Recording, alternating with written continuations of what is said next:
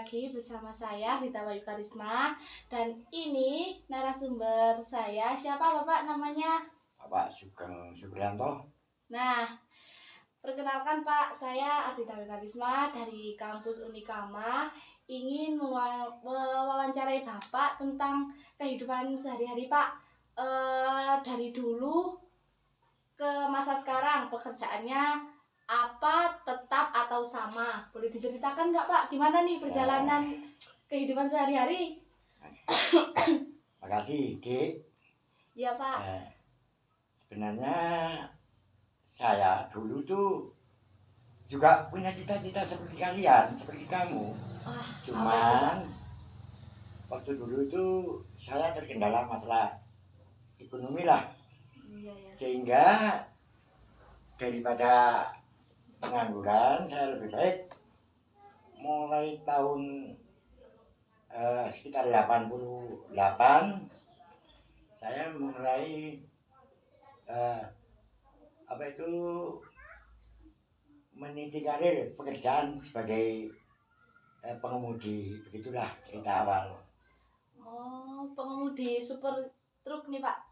Awalnya taksi antar desa, lambat laun seiring dengan perkembangan zaman dan kemajuan perekonomian, sehingga saya beralih profesi menjadi supir truk antar kota, antar provinsi. Begitulah ceritanya.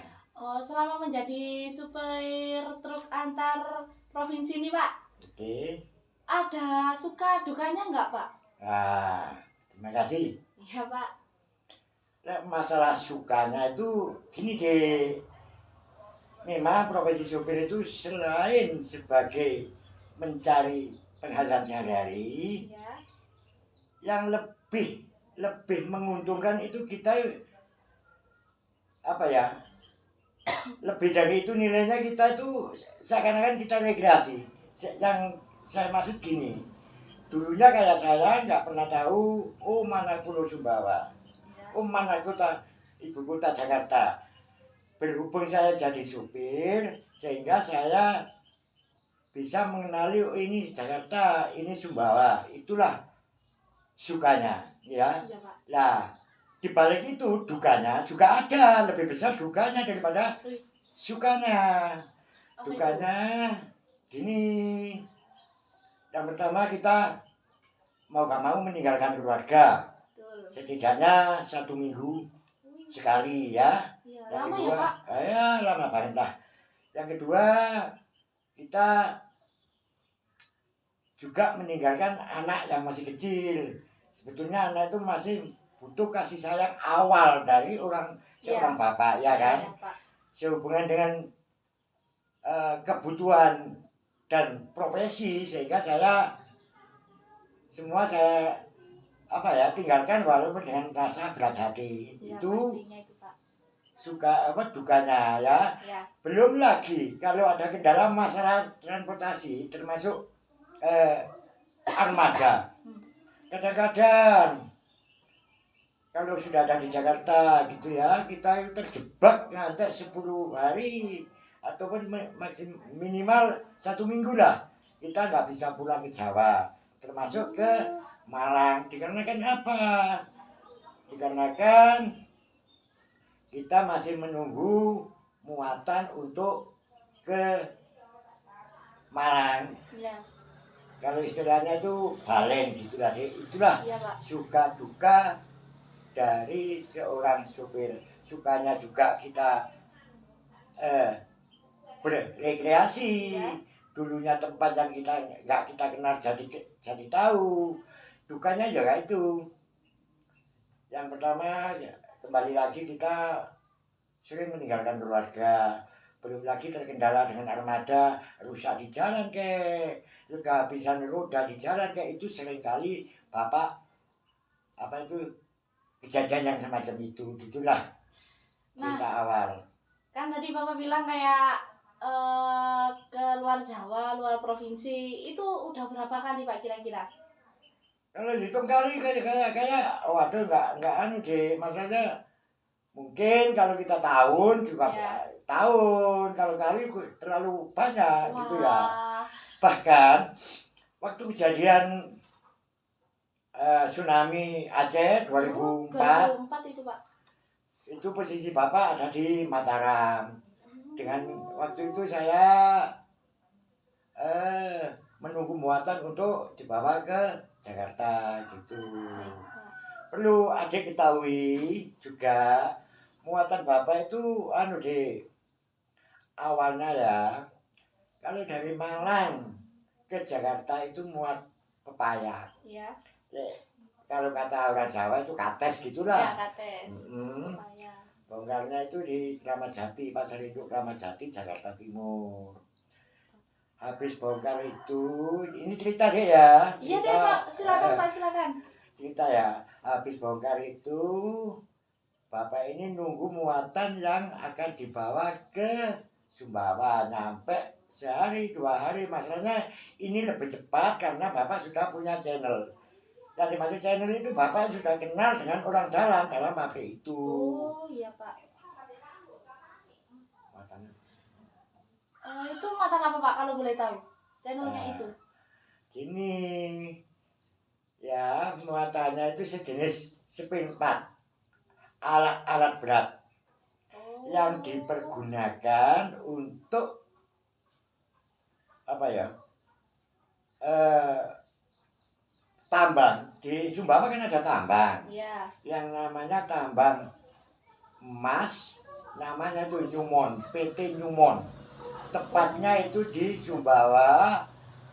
Kalau desanya Bapak masih ingat, desa Maluk, Maluk. Kalau kecamatannya sudah lupa saya. Kalau sekarang sudah bisa jadi Kabupaten Sumbawa Barat. Kotanya Taliwan. Itu muatan. Kalau ke Sumbawanya itu muat sepeda yang siap pakai, maksudnya siap mengganti hal yang rusak. Iya, Pak. Kalaupun kita ke Jakartanya itu membawa barang yang mau diservis di Pulau Gadung, Jakarta Timur. Itulah cerita tentang kehidupan saya di dalam profesi supir lah, begitulah Iya, Dik. Pak. Itu apa itu, Pak, namanya? Itu sudah punya truk sendiri apa masih menggunakan truk orang lain, istilahnya ikut orang gitu, Pak? Ya memang waktu itu saya itu masih menjalankan armadanya orang. Dikarenakan saya gigih, lek wong Jawa ngarani gemi, Nggih. sehingga saya punya cita-cita kapan-kapan saya bisa nyetir punya sendiri gitu kan. Oh iya, Pak.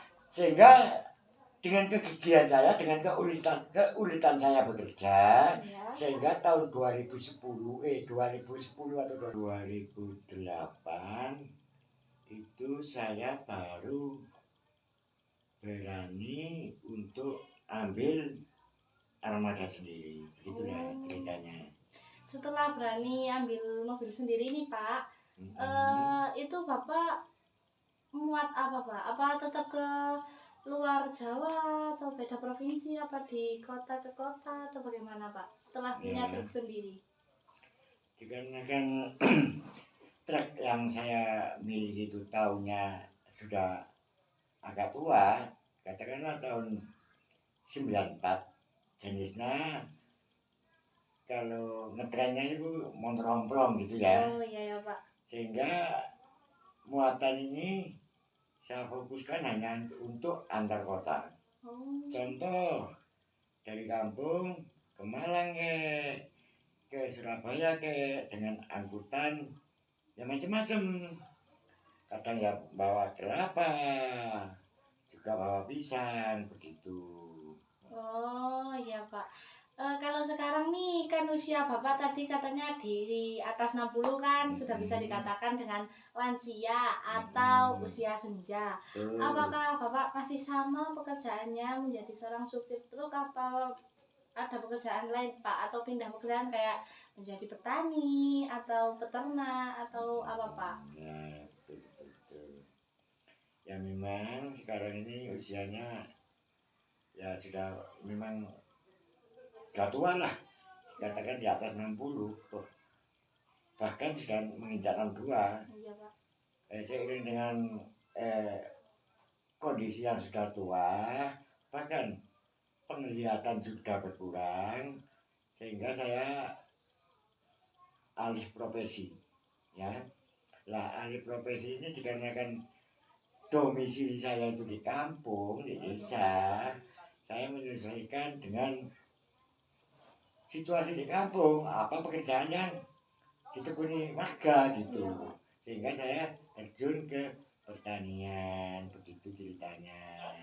Nah, di bidang pertanian ini Bapak bertani tanaman apa, Pak? Kayak di kebun itu ditanami pohon apa sejenis, kayak buah-buahan, apa yang menghasilkan, contoh nih kayak kopi atau cengkeh gitu, Pak. Ya.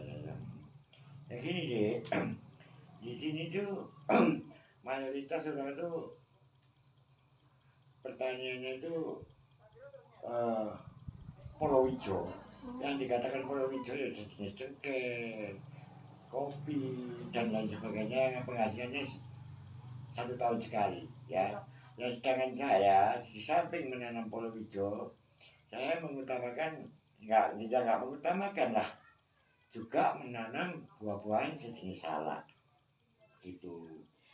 Untuk tanaman sejenis salak ini kan buah-buahan ya, Pak. Itu cara Hmm. merawatnya itu sulit atau mudah, Pak? Cara merawatnya dari mulai menanam hingga berbuah terus panen, itu merawatnya gimana, Pak? Susah atau mudah? Ya segala sesuatu tuh kalau dibilang mudah ya mudah, dibilang susah ya susah, Iya, gitu Pak. ya. Iya. Kita tinggal gimana cara kita mengatasi, menangani dan menjalankan, begitu. Khususnya salah ya, Iya, Pak. petani penuh tantangan dan niat. Iya. Dalam artian gini, khususnya untuk salah, tantangannya itu banyak, rintangannya itu kita nggak jarang kena duri. Karena kan apa? Karena buah-buahan salak, pohon buah salak itu banyak durinya. Iya, Pak. Itu tantangannya ya. Kita harus waspada dan hati-hati. Iya. Gitu. Dan yang kedua niat. Segala pertanyaan apapun kan sadari dengan rasa niat atau senang itu tanpa ada keberhasilan. Begitu Betul. lah. Iya, Pak. Lagian tadi sampean tanya masalah perawatan, penanaman, perawatan hingga berbuah, panen ya. Ya memang deh, awalnya salah itu ketergantungan. Kalau kita sering-sering menyiangi, dalam artian bahasa Jawa itu wewil, Iya. otomatis buahnya itu semakin bertambah. Karena apa? Karena calon bakal buah, bunga, itu nggak ada rintangan. Istilahnya nggak terjepit dengan ranting. Ya, Sehingga rantingnya itu harus pelepah, bukan ranting. Pelepahnya itu harus kita buang. Iya, Pak. Sehingga calon bakal buah yang awalnya itu bunga, kayak manggarnya kelapa itu loh, modelnya. Iya. Itu bisa leluasa untuk berkembang biak, mekar begitu. Iya. Untuk tanaman buah salak ini ya, Pak. Itu buahnya itu apa butuh bantuan dari hewan untuk berkembang biak, Pak? Ya, sebetulnya begitu. Semua tumbuh-tumbuhan, apalagi yang jenisnya berbunga, umumnya itu memang serangga yang membuahi, khususnya itu lebah. Nah, dikarenakan salah itu agak lain daripada yang lain, ya memang kalau kita biarkan begitu saja juga bisa. Ya. Tapi kita untuk lebih maksimalkan berhasil buahnya, kita tuh harus istilahnya itu ngawin lah, sehingga ada salak jenis jantan. Oh, iya, Pak. Bunganya jantan, sehingga kita kepiok-kepiokkan ke bunga yang betina itu tadi. Ditabur-taburkan gitu, Pak. Kita taburkan gitu. Iya. Itu proses pembuahan dengan apa itu kalau kita kawinkan lah katakan Iya, Pak. kita kembangkan Iya. gitu. Terus tahap pemanenan itu tergantung kalau usia pohon salah di atas 5 tahun itu bisa 1,5 bulan itu 2 kali Hmm. 2 kali petik. Iya, Pak. Kadang-kadang ada apa itu musim yang melimpah, ada yang bahkan tak jarang pula untuk kedua kalinya itu agak berkurang. Berarti hasilnya nggak maksimal gitu ya Pak, hasil panen? Iya nggak begitu, aduh deh nggak apa-apa itu nggak bisa apa sama gitulah. Oh iya ya. Cuman kalau kita mengkalkulasi itu mungkin bisa, kalau ingin mengkalkulasi penghasilan itu mungkin dalam satu patian itu berapa kintal dengan nominal harga berapa dikalikan per 1 tahun itu kita metik berapa kali, mungkin itu aja yang bisa. Selain buah salak mungkin ada Pak kayak pisang atau apa gitu? Bisa juga ada, cuman apa ya, bukan kebun, cuman kita itu tanamnya di sela-sela pohon kopi. Oh, Kalau khusus iya. untuk salak, sejenis tanaman apapun sudah nggak bisa hidup karena salak itu terlalu memakan tempat, juga terlalu rindang karena pelepahnya itu kan bentuknya gini, Mekar. ya mekar-mekar kayak pelepah kelapa itu. Kalau pisang itu saya nanamnya ya nggak begitu banyak lah, katakanlah hanya sekedar tumpang sari. Itu nanamnya di perkebunan kopi gitu ya. Selain pisang juga ada kelapa itu, tapi bukan khusus untuk kelapa, enggak, hanya tumpang sari. Yang tanaman khusus itu kopi, tapi di tepinya itu kita tanami pohon kelapa. Sedangkan di tengah-tengah untuk pengayoman kopi waktu musim kemarau itu kita tanamin pisang. Sekalian untuk nambah penghasilan. Itulah cerita kehidupan Bapak.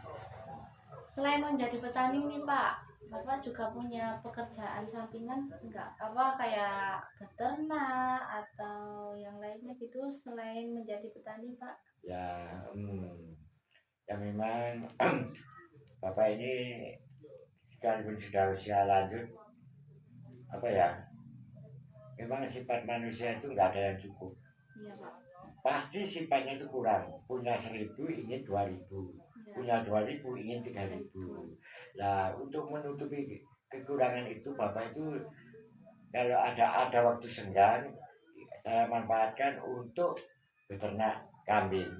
Sekalipun hanya beberapa ekor gitu. Beternak kambing itu kambingnya jenis apa Pak? Etawa atau yang lain? Ya memang jenis kambing itu bermacam-macam.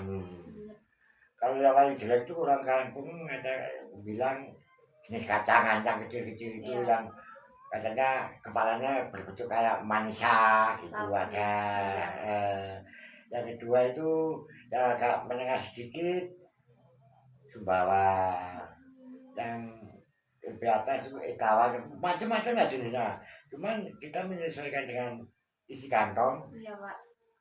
Dalam artian keuangan. Iya.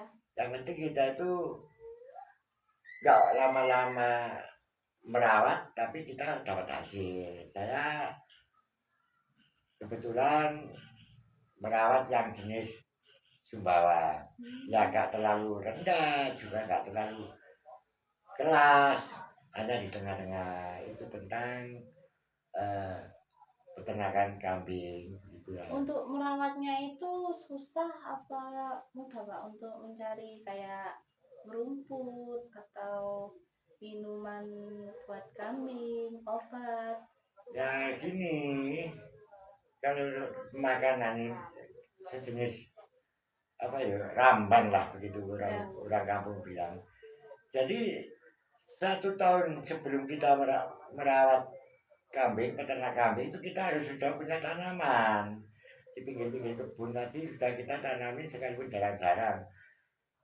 Di samping untuk pelindung tanaman kopi tadi, kita manfaatkan untuk makan ternak kambing yang istilahnya itu ramban, baik itu lamporo, kelor setek, terus ponjolali, macam-macam lah. Yang penting kambing itu untuk makanan ternak itu tadi, jenisnya macam-macam. Itu tentang makanan. Kalau minumnya itu gak tiap hari kita kasih minum. Kenapa Pak? Setiap kenapa atau setiap apa dikasih minum? Kalau tiap hari saya coba itu nggak mau. Apa kita ya paling tidak itu 2 hari sekali lah gitu.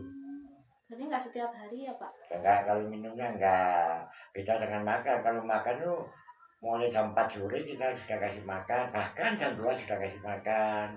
Jam 5 sore. Terus tengah hari kita tambah lagi. Terus pagi jam 6, jam 7 kita kasih sarapan. Begitu tok cara perawatan tentang kambing. Untuk perawatannya sendiri itu dari kecil nih Pak sampai besar itu kalau sudah bisa dijual itu kira-kira butuh beberapa bulan untuk merawatnya itu Pak? Tergantung dari pertumbuhan kambingnya. Kalau kambingnya cepat besar, katakanlah itu lagang, 6 bulan 6 bulan itu aja sudah siap jual. Tapi beda dengan kambing yang kecil, kecetet gitu. Itu satu tahun pun ya bisa kita jual, tapi nggak sesuai harapan begitu harganya. Iya Pak. Jadi agak susah sedikit ya Pak. Iya. Selain itu kenapa Bapak nggak ternak kayak sapi atau apa gitu kok? Kenapa milihnya kambing?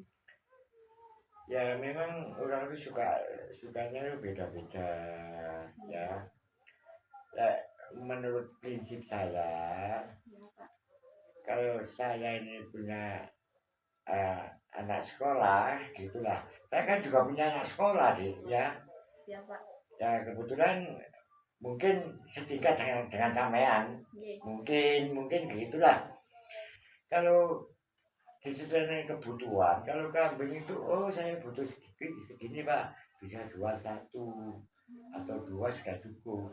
Tapi kalau sapi dijual 1 banyak sisanya. Seandainya sapi itu harganya 10 juta, kita hanya butuh 5 juta, kan begitu.